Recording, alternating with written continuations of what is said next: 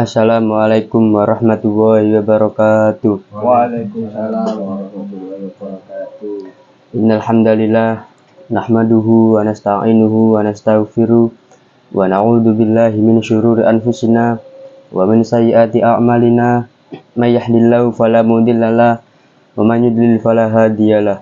Asyhadu an la ilaha illallah wahdahu la syarikalah wa asyhadu anna Muhammadan abduhu wa rasuluh la nabiyya ba'da. Alhamdulillahirabbil alamin, atas curahan rahmat dan kasih sayangnya pada hari ini kita masih diberikan kesehatan, kesempatan, dan keimanan yang masih tertancap kuat di dalam hati kita masing-masing. Sholawat dan salam semoga tetap senantiasa kepada junjungan kita Nabi Agung Nabi Muhammad SAW beserta keluarganya, para sahabat-sahabatnya, dan pengikutnya hingga akhir zaman nanti. Dalam sebuah hadis Rasul disebutkan bahwa akan datang suatu zaman umat lain memperebutkan kamu sekalian seperti memperebutkan makanan dalam hidangan. Sahabat bertanya, apakah kami jumlahnya sedikit pada saat itu? Jawab Rasulullah, bukan, bahkan sesungguhnya jumlah kamu banyak, tetapi kualitas kamu ibarat buih yang terapung di atas air. Dan di dalam hatimu dijadikan kelemahan jiwa. Sahabat bertanya, apa yang dimaksud dengan kelemahan jiwa? Rasulullah pun menjawab, yaitu cinta dunia dan membenci kematian.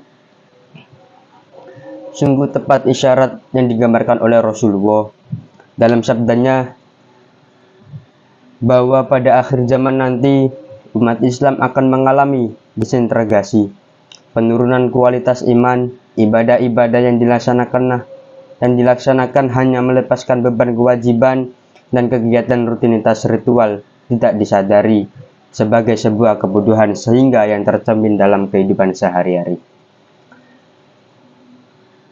Lebih dengan orang yang tidak beriman sehingga mereka mudah diombang-ambingkan oleh kegemerlapan dunia yang serba merugikan, ibarat buih yang terapung di atas air dan terhempas kemana-mana.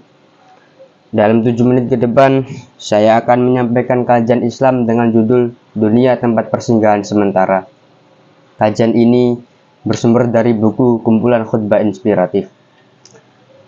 Hadirin yang dirahmati oleh Allah, dunia ini sebenarnya jika kita telusuri dari segi pengertian bahwasanya yang terampil dari kata dana yang artinya adalah dekat atau sebentar.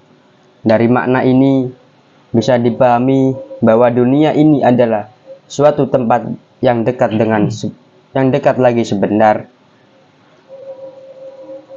Hal ini dapat dirasakan ketika kita memakan makanan yang merasakan lezat dan pahitnya adalah hanya sampai pada tenggorokan.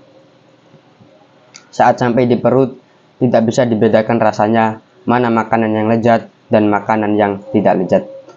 Itulah gambaran kehidupan dunia.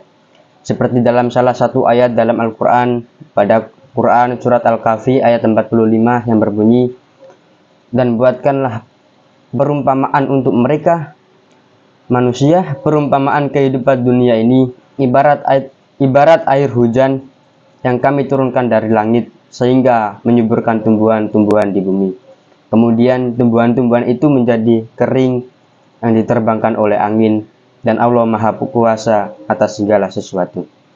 Hadirin yang dirahmati oleh Allah, salah satu penyebab kehilapan manusia adalah karena kecintaannya terhadap dunia.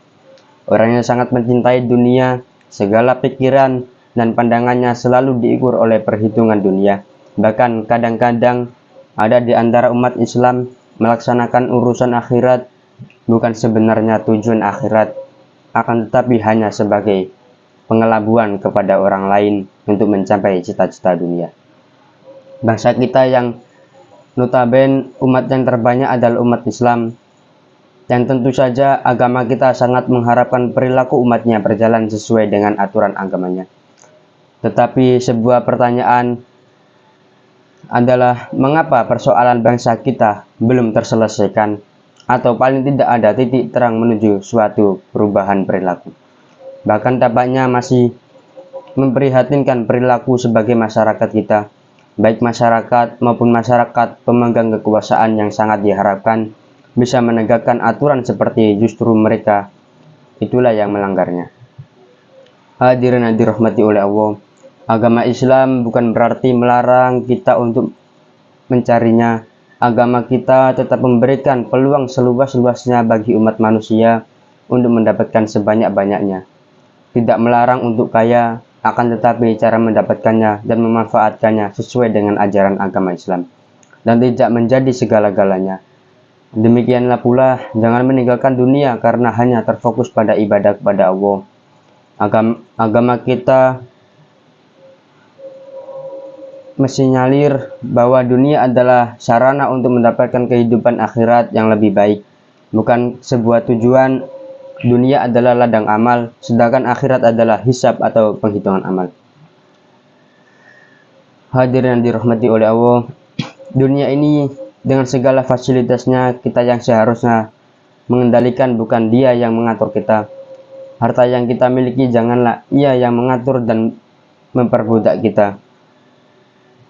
Karena mobil kita yang bagus setiap hari dilap dan dicuci, sementara diri kita, hati kita tidak pernah dibersihkan melalui dengan zikir-zikir atau beribadah kepada Allah Subhanahu wa Ta'ala. Kalaupun dilakukan hanya dengan sangat terpaksa, atau mereka malu dengan sesamanya, padahal semestinya rasa malu itu jauh lebih didahulukan kepada Allah daripada manusia. Karena seseorang yang malu kepada Allah pasti juga malu terhadap manusia, tidak sebaliknya. Jadi harta itu kita mengaturnya dan memanfaatkan, bukan kita yang dimanfaatkan.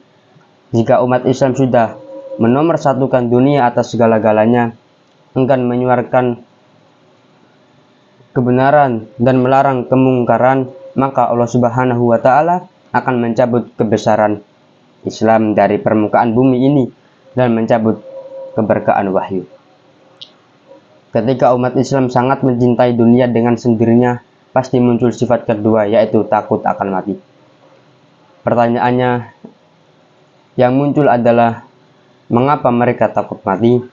Padahal semua yang namanya makhluk pasti akan mati, sekalipun bersembunyi di balik batu besar dan benteng yang tertutup rapat-rapat.